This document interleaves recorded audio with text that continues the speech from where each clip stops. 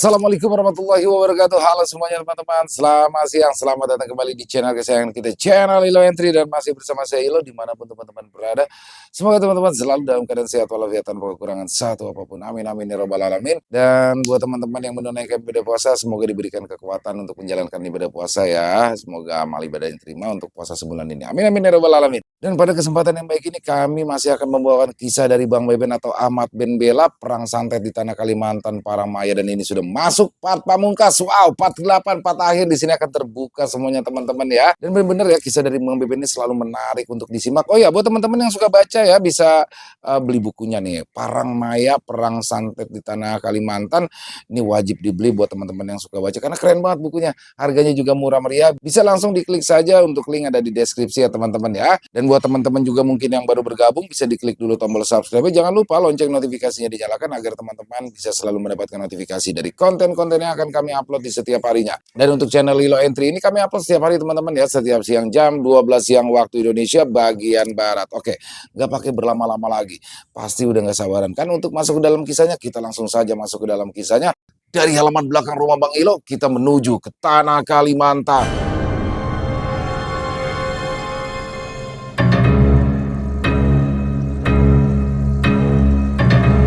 Perang santet di tanah Kalimantan, Parangmaya part 8.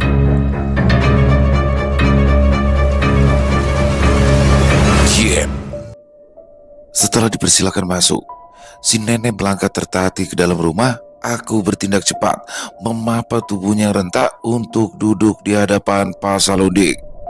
Seorang tukang ojek yang mengantarnya memilih menunggu di teras dengan menggamit sebatang rokok di jemari. Ibunya Ukar, yang tidak ku tahu namanya, menatap wajah kami satu persatu. Sorot matanya menunjukkan rasa getir yang amat sangat akibat kehilangan anak lelaki kesayangannya. Pembakal dan mantir yang duduk di samping menanti dengan gelisah kata-kata yang akan diucapkan oleh nenek ini. Sewaktu menentuku menjadi pembakal, ada seorang wanita muda yang bekerja di sana. Gadis muda berparas jelita, berbulu mata lentik, berkulit putih bagi putri Cina. Siapapun yang memandang, pasti hatinya akan bergetar, seperti halnya dengan anakku, si Ukar yang malang. Si nenek merenung sesaat dengan mata berkaca-kaca, bibir keriputnya gemetar dan dadanya kebang kempis karena nafas yang tersengal. Setelah meminum segelas air, ia kembali bertutur dengan nada getir. Inge namanya, cucu kesayangan Tambi Uban. Hanya berdua, mereka terbiasa hidup serba kekurangan di ladang yang jauh dari peradaban. Hingga Inge beranjak remaja, gadis itu tumbuh jelita bak kuncup bunga yang mekar. Hatinya kian berseri-seri tatkala keinginannya bekerja di kantor desa segera diterima. Sebenarnya bukanlah pekerjaan bergengsi, hanya jadi tukang sapu, pembuat kopi atau menyiapkan kue bagi tamu. Tapi semua pekerjaan itu sudah lebih dari cukup bagi Inge yang miskin. Namun tak disangka, bekerja di kantor desa justru membawa petaka. Selanjutnya, kami semua tenggelam dalam kata demi kata yang keluar dari mulutnya ibunya Ukar. Tidak ada seorang pun yang menyela. Semua menyimak dengan serius, mencoba memahami arah pembicaraan seorang ibu yang tengah berduka itu. Cinta Ukar tidak bertepuk sebelah tangan. Ukar dan Inge menjalin asmara penuh bunga. Keduanya jatuh cinta bagi burung tinggang jantan dan betina, terbang dari pucuk ke pucuk pohon penuh suka. Namun hal buruk segera terjadi. Sikap Inge mendadak berubah, laksana intan menjadi batu. Ukar patah hati, Inge pergi menjauh. Wanita tua di hadapan kami akhirnya terisak. Tak sanggup lagi ia bendung air mata. Berkali-kali ia seka, air mata tetap mengalir di sudut pipinya yang cekung. Aku berusaha menenangkan, tapi si nenek tak menggubris. Dengan suara serak, ia kembali bercerita penuh iba. Berhari-hari Ukar termenung, memikirkan Inge yang tidak mau berjumpa. Dia datangi ke pondok. Si jelita Inge selalu menghindar. Tambi Uban juga sudah merayu, tapi nasihatnya ibarat manusia bicara pada tunggul kayu. Seperti petir tiada hujan, Inge sungguh keras kepala, sekeras ulin disiram air.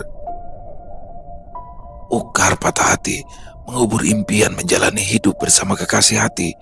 Hari berganti minggu, minggu berganti bulan. Suatu ketika, kabar sangat buruk menggemparkan desa. Inge yang jelita mati gantung diri di pohon nangka di belakang pondok Tambi Uban. Kalimat terakhir membuat kami semua tersentak. Kalau tidak salah, pohon nangka itu adalah pohon yang sama tempat Ukar gantung diri. Maaf Tambi, kalau boleh tahu kenapa si Inge gantung diri? Tanya aku penasaran. Pasal Lundik terburu mencolek pinggangku. Matanya melotot menyuruhku agar tetap bungkam, namun rasa penasaran membuatku tidak puas bila tidak bertanya. Untuk sejenak ibunya Ukar mengatur nafas, kemudian menatapku sambil mengusap bulir-bulir air mata di pipi. Ekspresi wajahnya mendadak berubah.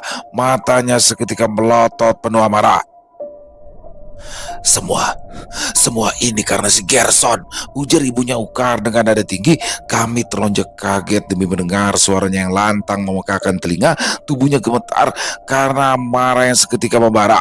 Nenek itu meremas-remas ujung kebaya yang ia kenakan seolah sedang meremas wajah sang menantu. Entah apa yang dia maksud. Sorot matanya menunjukkan darahnya telah mendidih, penuh kebencian dan dendam. Gerson, tanyaku lagi. Setelah emosinya sedikit mereda, Nenek Malang ini mengangguk. 2 bulan setelah kematian Inge, Ukar akhirnya tahu penyebab kematian gadis Malang itu. Suatu malam, ia didatangi Inge melalui mimpi. Penuh air mata darah, Inge menceritakan apa yang sebenarnya terjadi.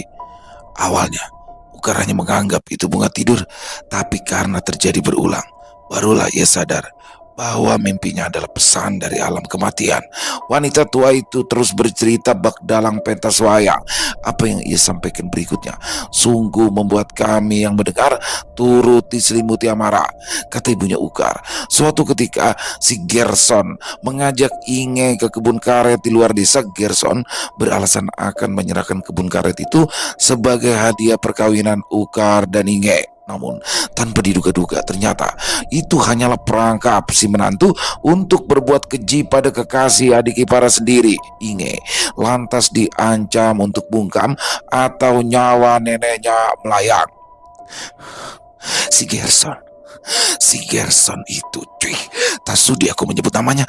Tadi hiraukannya dia punya anak perempuan. Tadi pedulikannya dia lahir dari rahim seorang ibu. Keji, sungguh keji.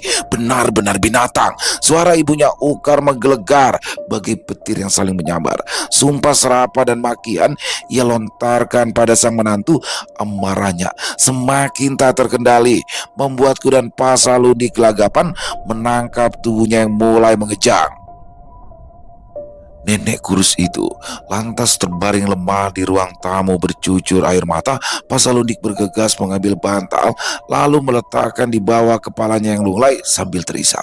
Nenek ini kembali bercerita berseling tangis. Tidak didengarnya seruan Pasalundik yang memintanya supaya tenang. Dengan suara putus-putus, rangkaian kata demi kata terus mengalir dari bibirnya yang keriput. Ukar lantas menyampaikan mimpinya kepada Tambi Uban. Si nenek tersentak bak babi terkena tombak, meraung-raung meronta-ronta di gubuknya yang reot. Ibarat hantu menyerang alas peti mati, sepanjang hidupnya tak pernah lepas dari kesialan. Remuk redam karena duka, Tambi Uban berniat menuntut balas. Tekadnya sudah tak bisa dibendung. Tambi Uban nekat melakukan ritual mengerikan. Di kegelapan Sungai Barito, Tambi Uban melakukan ritual kuno, sumpah mayat.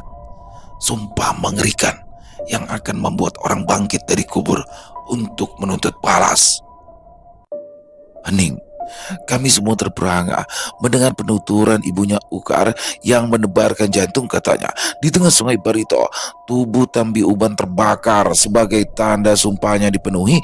Api menyala-nyala di kegelapan malam yang sunyi. Tambi Uban menjerit kencang penuh amarah dan dendam. Seketika ribuan rambut menarik tubuhnya yang dimakan api, menyeretnya hingga ke dasar sungai yang dalam dan keruh. Tambi Uban menjelma menjadi Kamiak. Arwah penasaran penuh dendam. Bukan sembarang Kamiak, tapi Kamiak hitam. Kamiak paling ganas di antara 7 Kang Kamiak. Yang tidak disangka Ukar, Kamiak itu menuntut balas dengan cara yang paling kejam. Sebelum membunuh si Gerson, makhluk mengerikan itu terlebih dulu ingin menyiksa cucuku, menyeret jiwa si Bawi ke alam orang mati. Tambi Uban ingin Gerson mengalami penderitaan yang sama dengannya. Mertuanya Gerson kemudian duduk dengan susah payah. Segera kubantu dia untuk mengambil gelas air putih yang terhidang di dalam nampan. Sesudah dagingnya hilang, wanita tua ini menatap kami satu persatu dengan sorot mata yang sayu. Lalu, kenapa kamiak itu menyerangku? Kenapa Sarunai dan Agau terkena parang maya? Cecarku menggebu-gebu, bukannya menjawab. Nenek tua ini justru terpaku menatapku. Suatu hari, Gerson pulang bersama seorang wanita parubaya. Orang kampung memanggilnya Indu Pipin. Dia memang dikenal sebagai penetamba, kerap mengobati orang yang terkena penyakit misterius, guna-guna atau diganggu makhluk halus. Dahulu, dia pernah menghilang selama 10 tahun konon. Ia pergi balampah, bertapa di Gunung Bondang untuk mendapat kesaktian. Dalam keadaan hamil, dia menjelajah hutan demi berguru kepada jin, hantuen, pangulu ataupun kambe. Semua dia lakukan demi dendam. Terbetik kabar, dia hendak menuntut balas lantaran sang suami meninggal karena parang maya. Sepertinya ada sesuatu yang ia rencanakan bersama si biadab Gerson. Kali ini kulihat Pak Salundik yang menjadi tegang, apalagi sewaktu tatapan ibunya ukar bagai pedang yang menghujam jantung. Pak Salundik tidak berkutik. Bibirnya gemetar karena terpojok. Setelah menarik nafas dalam-dalam, dengan tatapan nanar ia buka suara. Dahulu, sewaktu remaja, ada seorang sebaya yang kerap menindasku. Seorang yang satu sekolah ketika aku SMA di ibu kota kabupaten. Pak Salundik menerawang, mengumpulkan setiap keping ingatan di masa lalu. Kata beliau, dahulu dia adalah seorang anak yang ringkih, sering sakit-sakitan dan bertubuh lemah. Ia kerap bermimpi buruk, didatangi dua orang pria berpakaian kuno, menenteng mandau, tombak dan juga telawak. Dalam mimpinya, Salundik kecil tidak mengerti bahasa yang mereka ucapkan. Sejak saat itu, Salundik dicekam ketakutan, apalagi ia mulai bisa melihat arwah orang mati. Keadaan ini berlangsung terus-menerus hingga ia terbiasa. Salundik yang sering bicara dengan makhluk tak kasat mata dianggap orang gila. Suatu SMA adalah masa paling kelam bagi Salundik remaja. Ia kerap ditindas, diancam dan dipukul. Babak belur dan terluka hampir jadi rutinitasnya sehari-hari. Menjadi korban kenakalan menumbuhkan dendam teramat sangat di dadaku. Beberapa tahun berlalu, rasa sakit itu tak jua hilang. Justru sebaliknya, malah terasa semakin dalam. Aku akhirnya bisa membalas sewaktu menyadari anugerah para leluhur yang kumiliki. Usai diteguhkan, hal pertama yang kulakukan adalah menuntut balas. Selama berhari-hari, orang yang dulu menindasku buat menderita, dan dia akhirnya mati mengenaskan pada hari ke-40, tepat tengah malam. Tapi yang tidak ku ketahui, ternyata dia punya istri yang sedang mengandung. Aku yang tadinya prihatin, seketika bergidik ngeri mendengar penuturan Pak Salundik. Tak kusangka ia bisa berbuat sesadis itu, namun rasanya sudah terlambat untuk mundur dari mempersunting Sarunai. Ibarat rumput liar, cinta sering tumbuh di tempat yang tidak biasa. Kalau memang Indu Pipin yang mengirimi parang maya untuk anak-anakku, bagaimana caranya? Tidak ada makanan yang dia kirim, tidak juga potongan rambut, kuku dan baju yang hilang. Tidak pula ada beras kuning atau potongan kayu raung yang ketemukan di sekitar rumah ini. Cerocos Pak Salundik kebingungan. Salundik, kau terlalu naif. Kemampuan Indu Pipin sejauh 7 gunung dan 7 bukit. Apa kau tak tahu adat kita? Bila tak bisa lewat tanah, maka parang maya bisa dikirim lewat angin. Balas ibunya ukar. Bukankah Indu Pipin telah meninggal sebelum parang maya menyerang anak-anakku? Di rumahnya hanya ada Pipin dan neneknya. Kau yakin yang kau lihat neneknya Pipin? Tidak ada kabar ibunya Pipin meninggal dunia. Juga tak pernah tersiar kabar jika si Pipin punya seorang nenek. Selama ini mereka hanya hidup berdua di kaki Bukit Telunjuk. Pak Salundik tersentak. Ia seolah menemukan ujung pangkal benang yang kusut. menyerupa kalunen. Ucap Pasalundik pelan. Ilmu alih rupa bangsa Antuen, aji-aji bangsa siluman hutan yang kerap menggoda manusia ketika bekerja di lebatnya belantara. Mereka kerap menyamar menjadi manusia untuk membuat orang celaka. Tidak kusangka ada manusia yang menguasai kemampuan itu, terang Pasalundik. Tapi bagaimana dengan Dehen? Kenapa waktu itu almarhum Ukar mengatakan bahwa Dehenlah pelaku guna-guna kepada Bawi? Kenapa dia juga dibunuh? Tanyaku. Berbohong. Ku akui waktu itu anakku tengah berbohong. Ia menutupi rasa bersalah karena secara tidak langsung telah membawa Kamiak ke dalam rumah. Niat hati membalasi Gerson, malah si Bawi terkena imbas. Mungkin karena itu pula dia nekat mengakhiri hidup, karena rasa bersalah melihat si keponakan menderita. Tanpa dia ketahui, Induk Pipin malah mengurung Kamiak di tubuh Bawi. Bersepakat dengan Gerson, Induk Pipin hendak menjebakmu. Berbagai pertanyaan kini satu persatu telah terjawab. Gumpalan benang yang kusut juga telah terurai. Hanya ada satu yang mengganjal. Kenapa Kamiak itu menyerangku? Seolah mengerti kegamanganku, ibunya Ukar sekali lagi berujar. Kamiak itu hendak menyampaikan pesan melalui dirimu. Mendekati Salundik, ia akan binasa sebelum mendekat. Mungkin karena kamu terlalu lambat bernalar, Kamiak itu marah. Jujur, aku sedikit tersinggung dibilang lambat bernalar. Manusia waras manapun pasti akan lari terkencing-kencing bila diajak mengobrol makhluk halus. Apalagi aku, hanyalah manusia yang bermodalkan cinta menggebu kepada Sarunai. Salundik, aku sudah menyampaikan apa yang harus kau ketahui. Selanjutnya kau tahu apa yang mesti kau lakukan. Satu, pintaku, selamatkan Bawi apapun resikonya. Sekarang waktunya aku undur diri. Pasalundik mengangguk, menatap kosong ke arah ibunya Ukar yang berlalu bersama tukang ojek. Malam ini aku akan balampah, menyepi di sungai tempat menghilangnya Agau dan Sarunai. Aku akan mencoba mengetahui apa pesan si Kamiak, decak Pasalundik. Pagi-pagi buta, aku harap-harap cemas menanti kedatangan Pasalundik di tepi hutan bersama pembakal Bahat dan Mantir Tueh. Kami menanti di ujung jalan setapak. 30 menit berlalu, siluet tubuh Pasalundik akhirnya terlihat menembus kabut pagi yang jatuh. Setelah jarak kami hanya 2 langkah, Pasalundik berucap dengan nada datar. Ada Tisi, janji di labuh. Saatnya memadamkan api yang membakar ilalang. Kami mengangguk setuju, meski aku belum mengerti ungkapan yang dimaksud oleh Pasalundik. Tanpa perdebatan, Sekdes Sei Bahandang setuju di kampungnya diadakan ritual balian, yaitu ritual sakral untuk penyembuhan. Gerson dan istri Sumringa mengetahui akhirnya Pasalundik bersedia mengobati si Bawi. Entah apa yang direncanakan oleh Pasalundik, kami hanya menduga-duga. Berdasarkan kesepakatan para tetua, ritual akan dilakukan 2 hari lagi. Tepat saat bulan mulai separuh, berbagai keperluan ritual pun disiapkan. Mulai dari 3 ekor babi dan ayam, beras putih dan kuning, telur ayam kampung, daun sirih dan pinang, serta lain-lain.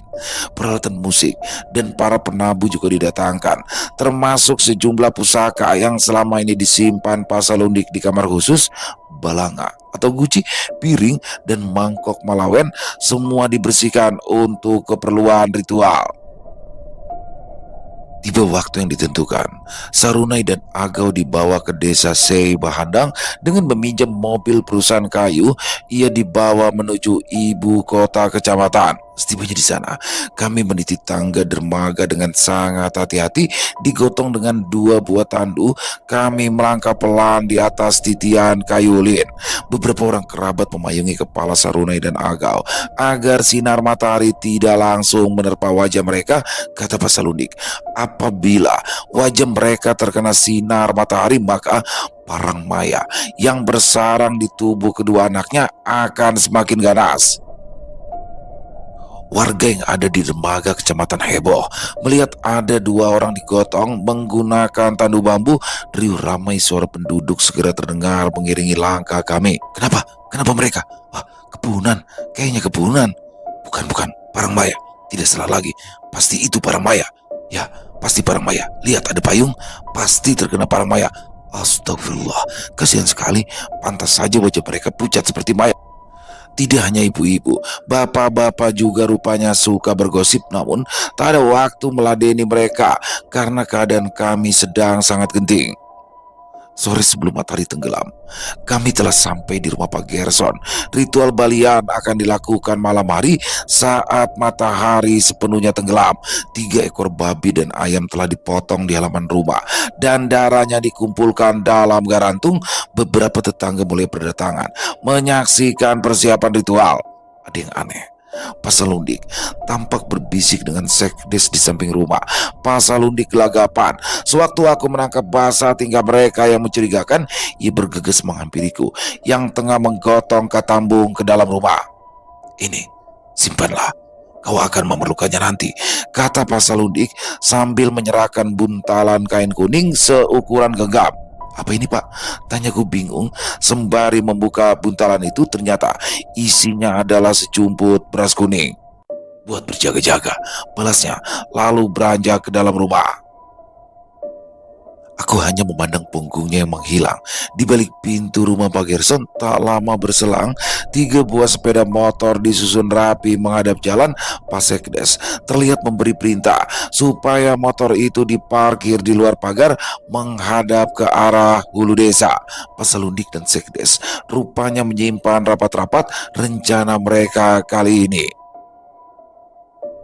Akhirnya, ritual balian benar-benar dilaksanakan. Entah kenapa, aku merasa sedikit khawatir, mungkin karena ini pertama kalinya aku menyaksikan ritual sakral suku Dayak ini. Di halaman rumah, riuh terdengar, suara warga yang berkumpul, ada yang sekedar ingin tahu, ada pula yang berharap berkah dari darah babi dan ayam yang ditampung di dalam garantung. Sebagian lagi berdesakan di teras. Malam ini, rumah Pak Gerson mendadak ramai bagai pasar malam. Di langit yang gelap, bulan separuh bersinar temaram di balik awan. Diiringi saut menyaut suara binatang malam, hiruk pikuk suara warga perlahan tenang. Sewaktu Pak Sekdes menyampaikan pengumuman, berdiri di teras rumah Pak Gerson, suaranya menggema melalui pengeras suara dengan lantang. Pak Sekdes meminta warga untuk tidak mengganggu selama prosesi ritual dilakukan. Selain itu, warga yang katanya punya gampir diminta untuk menjauh guna menghindari hal-hal buruk yang tidak diinginkan. Beberapa orang langsung pulang dengan raut wajah kecewa. Rupanya, apa yang disampaikan Pak Sekdes cukup menciutkan nyali mereka. Di dalam rumah, tergeletak 2 tubuh tidak berdaya di atas tikar purun. Berwajah pucat, bertubuh layu, segala derita Sarunai dan Agau akan segera berakhir. Sebuah alo lesung berukuran panjang ditindikan di atas tubuh mereka, diletakkan melintang, duduk di samping. Bawi masih temangu, dengan kondisi kaki terpasung, kepalanya tertutupi kain hitam hingga wajahnya tak terlihat. Dia masih menggeram, mengeluarkan suara-suara aneh bagai anjing yang marah, namun ada yang terlihat janggal. Tali haduk yang terikat pada kayu balok pemasungan telah dilepas, padahal tali dari jalinan sabut kelapa itulah yang membuat balok pemasung Bawi tidak hancur karena dicakar. Jangan risau, percaya saja sama calon ayah mertuamu, tegur pembakal Bahat. Aku hanya mengangguk, menyaksikan Pak Salundik menyalakan beberapa lilin yang ditaruh di dalam mangkok malawen. Lilin-lilin itu disusun rapi, melingkari tubuh Sarunai, Agau dan juga Bawi dengan mengenakan pakaian adat dan tubuh bergaris kapur sirih. Pak Salundik mengeluarkan satu persatu berbagai pusaka dari dalam guci. Kami lantas tercekat sewaktu Pak Salundik mulai membakar sebuah mandau di atas tungku penuh bara arang yang menyala. Mandau berdesis sebagai ular. Ketika darah dari dalam kerantung diteteskan Pak Salundik 7 kali, setiap tetesan Pak Salundik mengucapkan mantra dengan lantang, seolah sedang berdialog dengan seseorang yang tidak terlihat. Mandau bergetar di atas tungku, seolah ada yang menggerakkan. Parang maya, desaku lirik. Pembekal Bahat dan Mantir Tue mengangguk pelan. Ya, Parambaya, Pak Salondik rupanya tengah mengirimkan Paramaya pertanyaannya untuk siapa? Pak Gerson dan istrinya terlihat cemas sambil saling menggenggam jemari, sedangkan si mertua dia terlihat tenang menatap lurus ke arah Pak Salondik dengan sorot mata penuh makna. Aku menjadi sedikit kesal karena di antara semua yang terlibat hanya aku yang belum mengerti apa yang direncanakan oleh Pak Salondik. Waktu terus berjalan.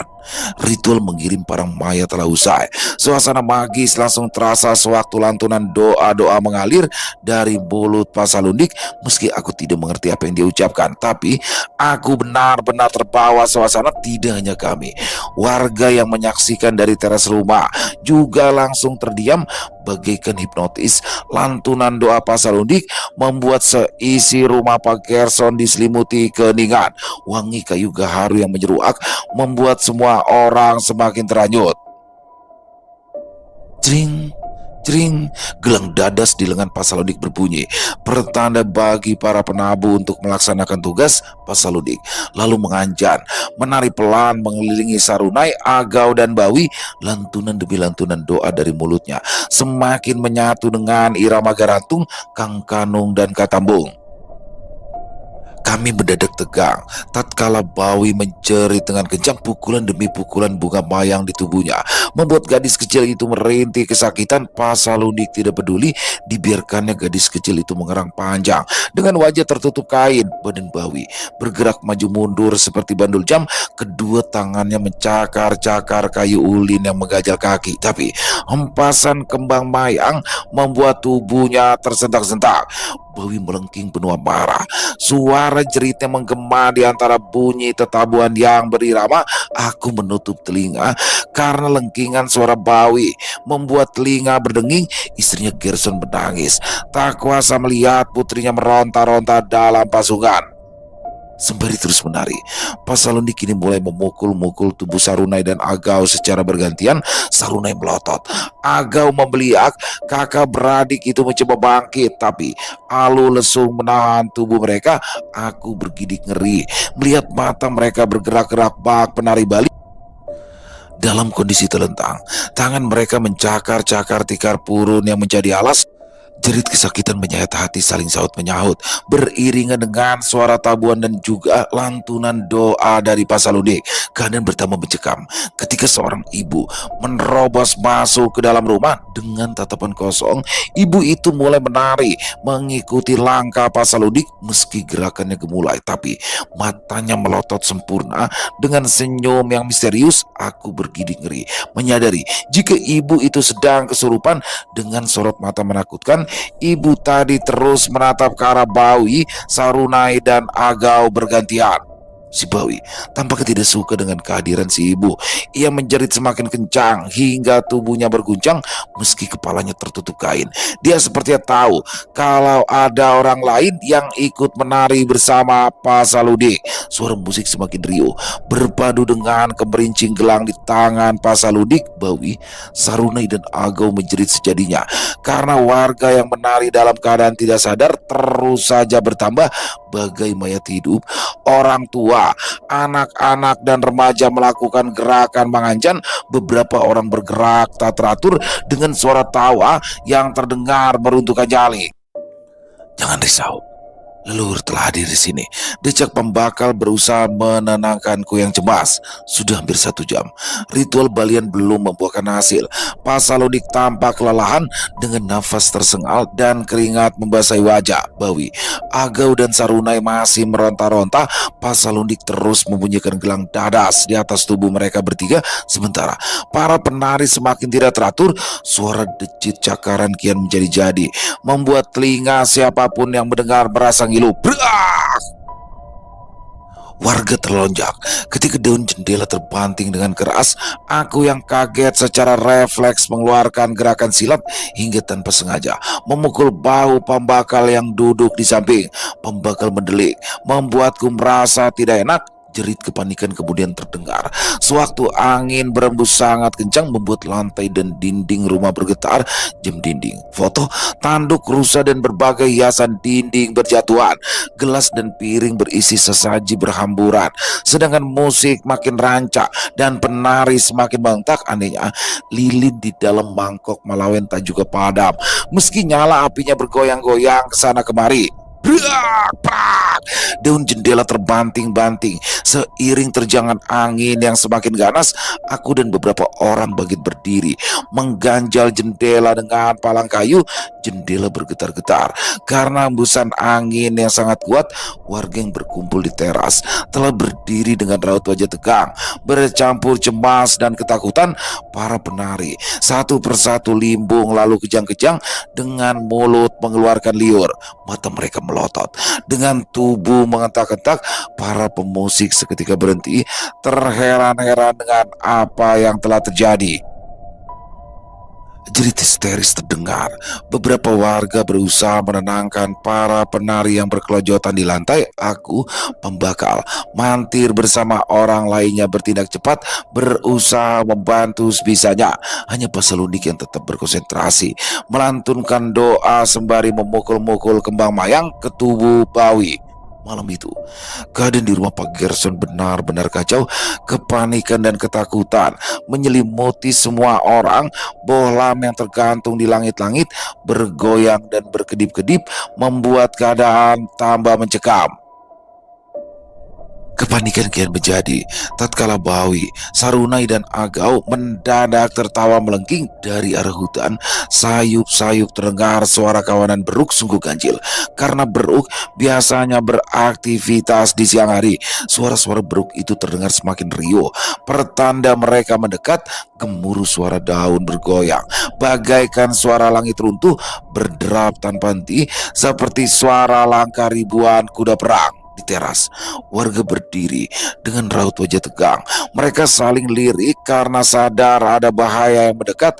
Lutut mereka gemetar dengan deru nafas yang tidak teratur. Benar saja, dari kegelapan, kawanan Beruk mendadak muncul dan bergerak mendekat bagai pasukan perang. Beruk-beruk itu melompat ke teras dari segala arah, lantas menyerang membabi buta. Warga mendadak berhamburan dan menjerit kesakitan. Sebagian berusaha melawan, tapi tetap tumbang. Darah segar segera berceceran dan mayat-mayat mulai berkelimpangan. Kawanan Beruk ganas mencengkram leher warga yang malang dengan taring dan kuku-kuku tajam. Warga yang selamat lari terbirit, memacu langkah seribu meninggalkan rumah Pak Gerson, namun percuma. Gerombolan Beruk segera menerkam dari segala penjuru. Warga menggelepar, mengeluarkan jerit kematian yang menyayat hati. Satu persatu warga yang di luar rumah menjadi korban. Lindungi Saludik, seru pembakal lantang. Di teras, kawanan Beruk telah berbaris dengan mulut dan cakar penuh darah. Mereka bergerak perlahan, melangkahi mayat-mayat yang tergeletak bersimbah darah. Beberapa ekor melompat ke jendela, memasang posisi siap untuk menerkam. Aku gemetar setengah mati memegang sapu karena berhadapan langsung dengan Beruk yang paling besar. Raja Beruk itu menggeram, memamerkan taring yang penuh darah. Kurasakan jantungku berdebar-debar dan nafas memburu lantaran sadar ada hal buruk yang akan segera terjadi. Jelep. Keadaan bertambah runyam karena lampu tiba-tiba saja padam. Rumah Pak Gerson tiba-tiba gelap. Hanya ada cahaya temaram lilin yang semakin pendek di dalam mangkok Malawen. Aku berdiri mematung, seraya mengucapkan zikir dan solawat. Suaraku putus-putus karena dicekam ketakutan. Rumah panggung itu sangat gaduh karena suara perkelahian. Jerit tangis istri dan mertua Pak Gerson silih berganti dengan teriakan panik orang-orang di dalam rumah. Malam itu, keadaan kami sangat kacau. Rumah Pak Gerson tak ubahnya tempat pembantaian. Terdengar suara tulang patah susul menyusul, membuatku bergidik ngeri. Kurapatkan badan di balik pintu sembari terus memegang sapu sangat erat. Kakiku lemas, jantungku berdebar dan keringat bercucuran. Tubuhku gemetar dan nafasku tidak teratur. Dalam cahaya remang, aku memanjat doa, semoga semua orang selamat.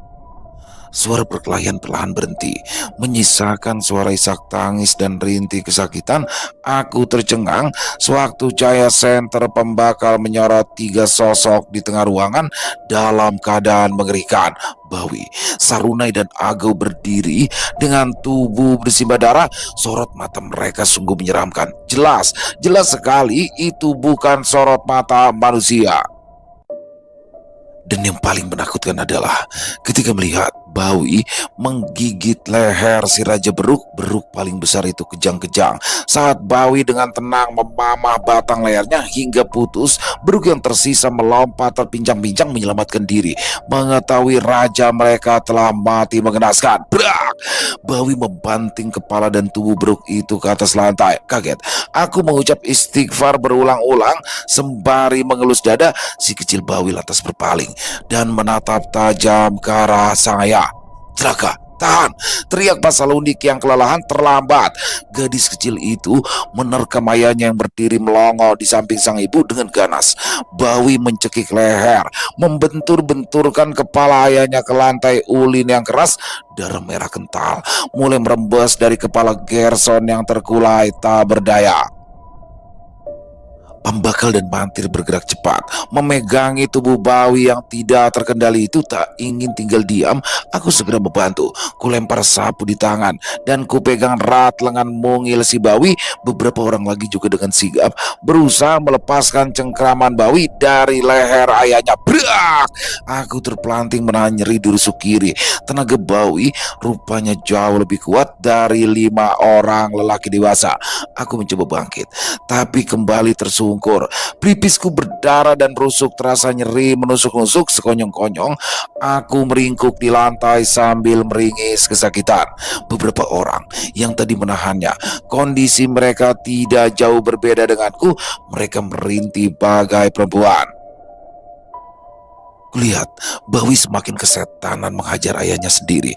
Gadis kecil itu tiba-tiba saja menjerit kencang, membuat semua orang menutup telinga. Duduk di dada sang ayah, Bawi mendongak dengan mata melotot. Saat itulah sepasang taring tumbuh di celah bibirnya. Jemari-jemari kecil memanjang dan meruncing dengan kuku-kuku tajam seperti cakar beruang. Bahkan liar, Bawi menggigit leher sang ayah dengan beringas. Gerson gelagapan menggelepar bagai cacing kepanasan. Tubuhnya kejang-kejang dan kakinya mengentak-entak lantai ulin yang keras. Dengan air mata berlinang, Bawi merobek batang tenggorokan ayahnya tanpa ampun. Segumpal daging menempel di barisan giginya yang tajam seperti silet. Bawi meludah ke samping, memuntahkan daging dari mulut. Darah segar mengalir membasahi lantai. Gerson yang malang berkelojotan hingga akhirnya kaku tak bergerak. Istrinya Gerson yang sedari tadi meraung-raung seketika limbung dan hilang kesadaran. Dengan mata berkaca-kaca, Bawi bangkit berdiri. Semua orang terenyah menyaksikan pemandangan paling mengerikan dalam hidup mereka. Mulut dan wajah gadis itu belepotan darah segar milik ayahnya sendiri. Brak! Bawi menerjang dinding kayu ulin yang kuat bagai besi.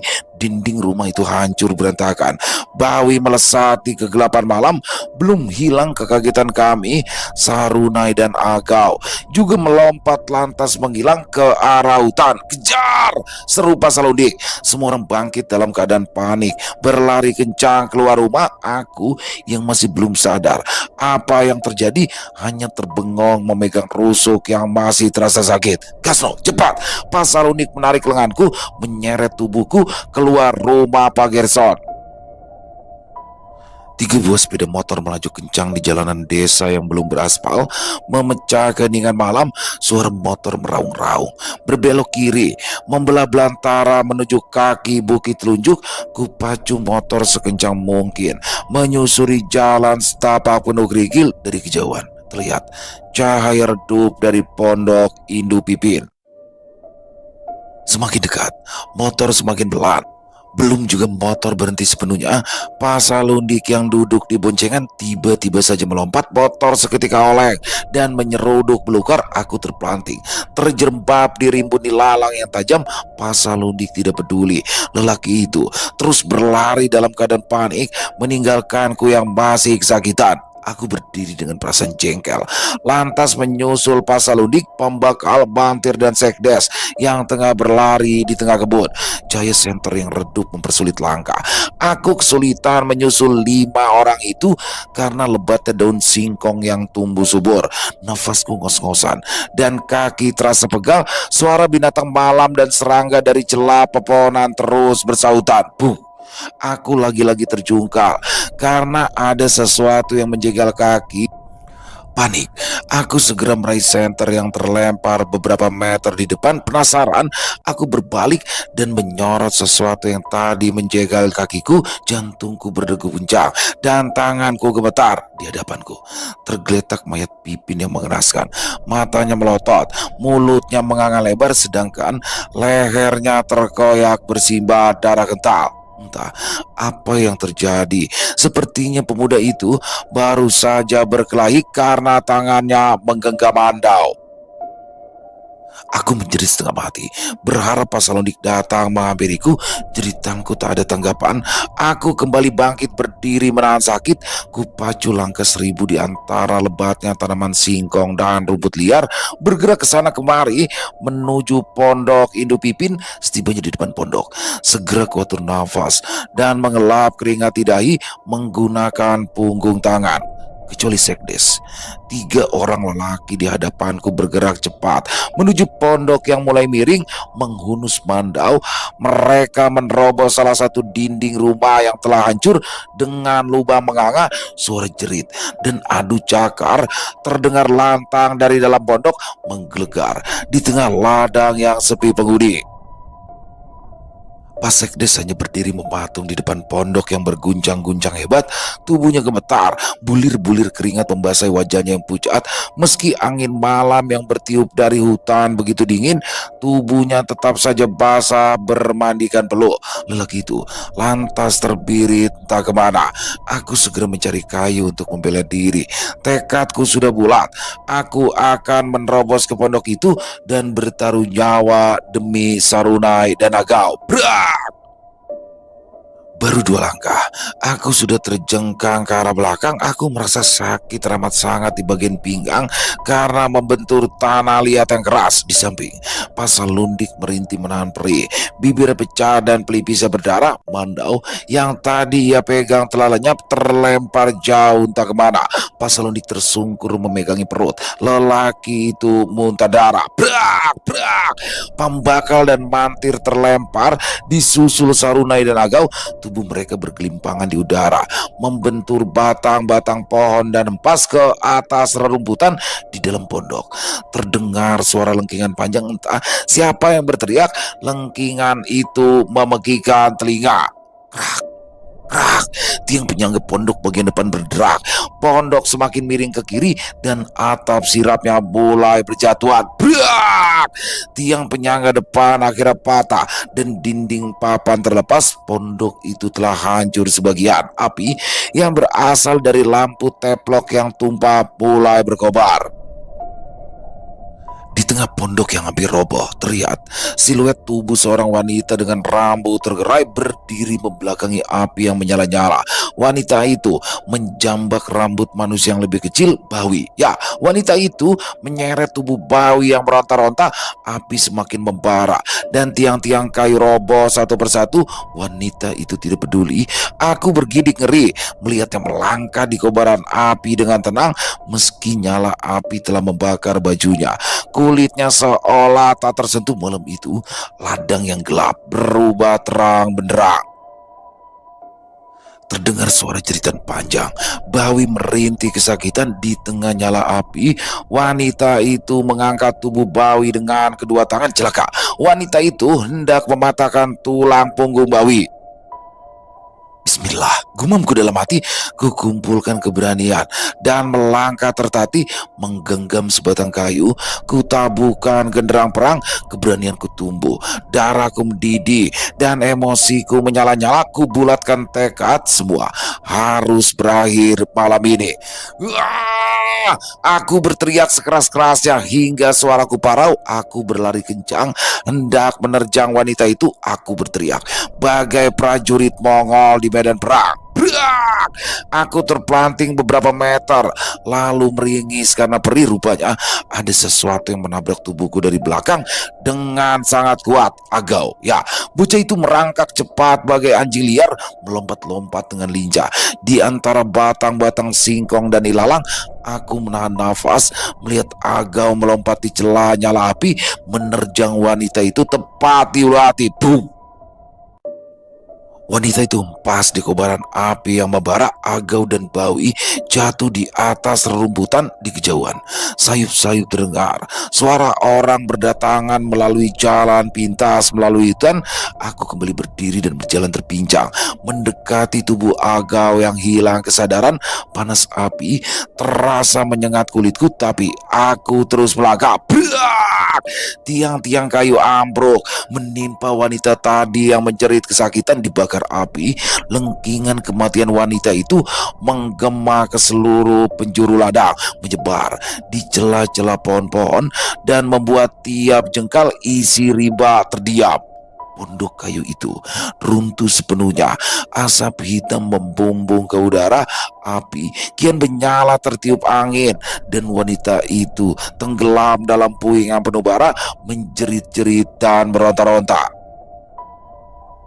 Ku gendong tubuh Agau di punggung, ku sampirkan lengannya di leher, ku bawa ia menjauh dari pondok yang terbakar di belakang, mendekati ayahnya yang sedang memeluk Sarudai. Langkahku terhenti karena Bawi tiba-tiba berdiri di hadapanku dengan sorot mata penuh amarah. Gadis itu menyeringai dengan sepasang taring dan cakar penuh darah. Astagfirullahaladzim. Aku terenyak lalu mundur perlahan. Rupanya kamiak yang bersarang di tubuhnya belum pergi. Aku semakin gugup sewaktu ia mendekat. Maju selangkah demi selangkah. Suaranya menggeram, membuatku merinding setengah mati.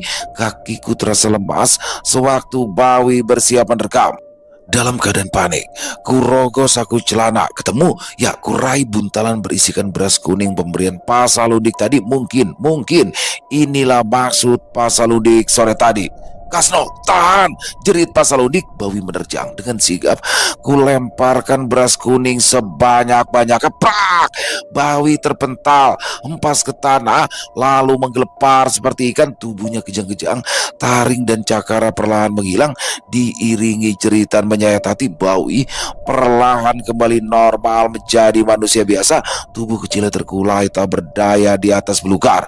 Kasno, di belakangmu! Sentak Pak Saludik cemas, wajahnya tegang, matanya melotot hampir keluar. Menyadari ada yang tidak beres, aku segera memutar badan. Allahu Akbar, salah lempar. Di puing-puing membara berdiri sosok yang mengerikan. Wanita tadi dengan tubuh terbakar dan mata menyala menatap tajam ke arahku.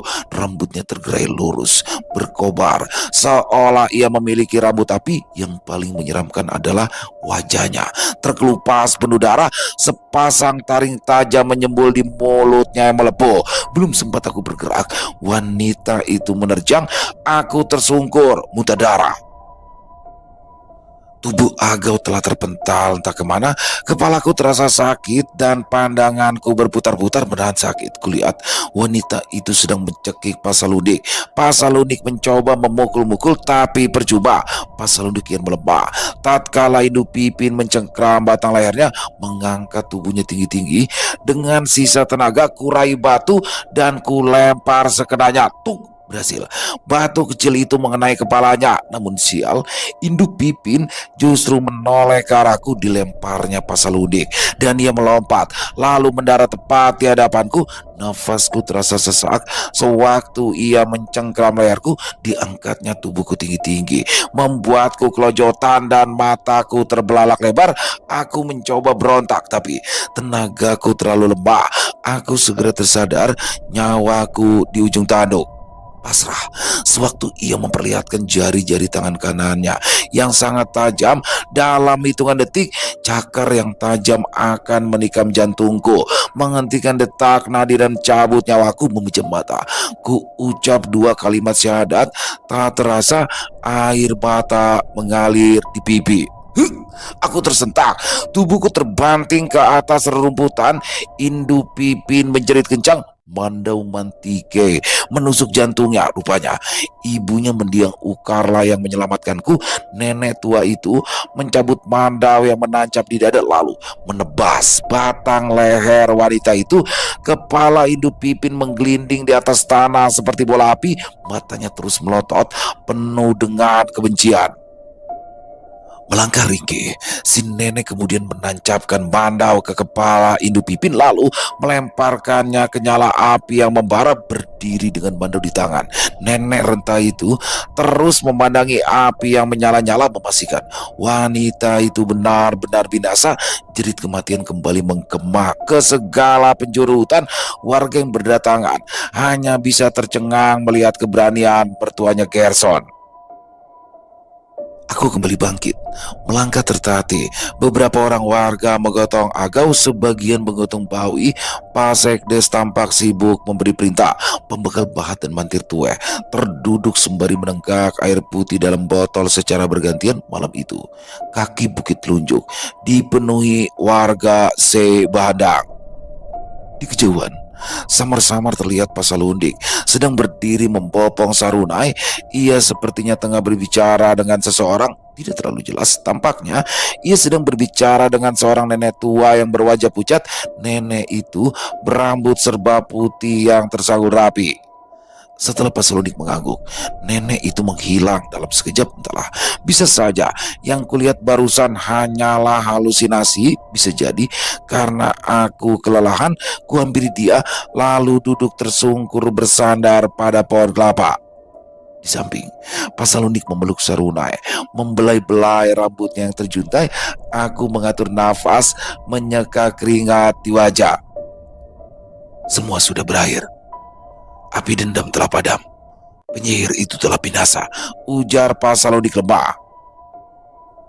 Aku hanya menatap kosong ke arah puing-puing pondok yang membara. Seketika aku merasa lega, namun apa entahlah, perasaanku campur aduk antara bahagia sekaligus sesal yang tak tahu mengapa. Aku bisa jadi adalah manusia terburuk bagi musuhku, tapi pahlawan bagi keluargaku. Tutup Pasalundik lirih. Aku lagi-lagi terdiam, menatap kosong ke arah api yang kian padam, menyisakan kayu yang menjadi bara. Malam ini adalah malam yang takkan pernah kulupakan dalam hidup. Seminggu setelah peristiwa di Pondok Induk Pipin, Bawi beserta ibu dan neneknya menghilang. Tersiar kabar mereka pindah ke Banjarmasin mengikuti keluarga di sana. Ada juga yang bilang mereka kini bermukim di Palangkaraya. Entah mana yang benar, ku harap gadis kecil itu baik-baik saja. Yang ku tahu, Bawi telah berganti nama untuk menghapus semua kenangan buruk di masa lalu. Sedangkan rumah mereka di kampung ditinggalkan begitu saja. Rumah itu kini telah menjadi rumah hantu. Konon warga kerap melihat penampakan ukar di situ. Saat libur kenaikan kelas, aku mendadak menjadi gugup karena hari itu adalah hari di mana aku akan bersanding di pelaminan bersama Sarunai. Sebelum ritual pemenuhan hukum adat dimulai, Pasalundik menyerahkan segelas air putih berisi daun cabai. Minum ini. Apa ini, Pak? Sudah, minum saja. Kalau tidak, kubatalkan pernikahan kalian. Dengan terpaksa, ku minum air pemberian calon mertua. Seketika, aku muntah sangat banyak. Seonggok daging seukuran jari kelingking keluar dari mulutku, menggeliat di atas tanah. Aku bergidik ngeri karena daging itu terus bergerak-gerak seperti lintah. Sudah beres. Upacara adat bisa dilanjutkan, uga Pasalundik lagi. Di samping, Saruna yang duduk di atas sesung hanya tersenyum. Ilmu kebal abang sudah dicabut, tuturnya manja. Hah, kenapa dicabut? Balasku kesal. Calon istriku itu tidak menjawab. Pagi itu kami dimandikan untuk memenuhi hukum adat sebab Sarunai akan berpindah keyakinan mengikuti kepercayaanku. 7 bulan Setelah pernikahanku, tragedi kemanusiaan meletus di tanah Kalimantan, sebuah peristiwa mengerikan yang membuat tanah banjir darah. Aku tidak tahu pasti apakah peristiwa itu ada hubungan dengan lepasnya berbagai makhluk halus yang dikurung di Telaga Jimat, atau seperti yang diramalkan oleh Pasalundik sewaktu Mandau Mantike terlepas dari Kumpang adalah pertanda adanya petaka. Yang pasti, peristiwa itu tidak bisa kuceritakan dan cukup dijadikan pelajaran. Hingga sekarang Telaga Jimat tetap kering kerontang, tertutup rimbun belukar. Entah kapan telaga angker itu akan kembali seperti sedia kala. Selesai. Wow, luar biasa. Akhirnya selesai juga kisah dari Bang Beben ini ya. Oh, ternyata Pak Gerson ya. Semuanya bermula, tapi sebenarnya bukan bermula dari Pak Gerson juga ya. Jadi sebenarnya semuanya nih ya, rangkuman dari pas 1 sampai 8 yang segitu panjangnya, ini semuanya berawal dari bullying di sekolah yang dilakukan oleh suami daripada Indu Pipin atau ayahnya si Pipin. Itu berawal dari bullying itu. Di situ Pak Salunik merasa gimana ya, orang-orang kalau udah dibullying kan dia trauma menyimpan bara dendam, dan ketika dewasa, ketika Pak Salunik sudah memiliki kekuatan, dia memarah Maya, ayahnya Pipin itu. Wah, ngeri banget ya. Akhirnya setelah 40 hari menderita, akhirnya suami dari Indu Pipin ini meninggal, dan di sini menimbulkan bara dendam dari Indu Pipin, sehingga di sini Indu Pipin belajar ilmu kesaktian hingga menjadi sakti. Wah, ngeri banget ya. Dan barulah turun Pak Gerson. Ternyata juga Pak Gerson ini semua dalangnya juga dia ya. Dia berkolaborasi atau featuring dengan Indu Pipin nih. Jadi bagaimana di sini Pak Gerson dalang kematian. Wah, jadi ini rumit ya, memang complicated. Dan juga bagaimana di sini Pak Gerson. Jadi Pak Gerson juga benar-benar ngeselin ya. Udah dia berlaku tidak baik kepada Inge. Dia juga di sini menjadi perantara kiriman parang maya dari Indu Pipin ke Pasalundik. Jadi itu ya, kemana-mana nih. Luar biasa. Overall kisahnya keren, pakai banget. Terima kasih untuk Bang Beben atas kisahnya yang luar biasa. Dan semoga kisah parang maya ini bisa menghibur teman-teman semua ya, para pecinta penikmat horor misteri. Lebih khususnya lagi kepada para subscriber dari channel Ilo Entry. Buat yang punya komentar lain bisa dituliskan di dalam kolom komentar, ataupun hanya sekedar saling menyapa. Insya Allah kami akan menjawab satu persatu. Buat yang suka dengan videonya bisa diklik tombol like atau tombol jempolnya. Boleh juga dibantu di share ya link videonya ini ke teman-teman yang lain. Dan buat yang belum subscribe, sekali lagi ayo dong sedikit dulu tombol subscribe, jangan lupa lonceng notifikasinya dinyalakan agar teman-teman selalu mendapatkan notifikasi dari konten-konten yang akan kami upload di setiap harinya. Dan kami juga ingin mengucapkan terima kasih ya kepada seluruh teman-teman yang sudah selalu setia hadir, yang sudah selalu mendukung kami, karena teman-temanlah kami selalu bersemangat berkarya di setiap harinya. Dan di akhir kata saya mengucapkan permohonan maaf apabila mungkin dalam pembawaan kisahnya barusan ada kata-kata saya yang salah, ataupun ada kata-kata saya mungkin yang kurang berkenan. Saya mohon dibukakan pintu maaf yang seluas-luasnya. Sampai berjumpa lagi besok jam 12 siang masih bersama saya Ilo di channel Ilo Entry. Salam sehat, sukses selalu untuk kita semua. Wassalamualaikum warahmatullahi wabarakatuh.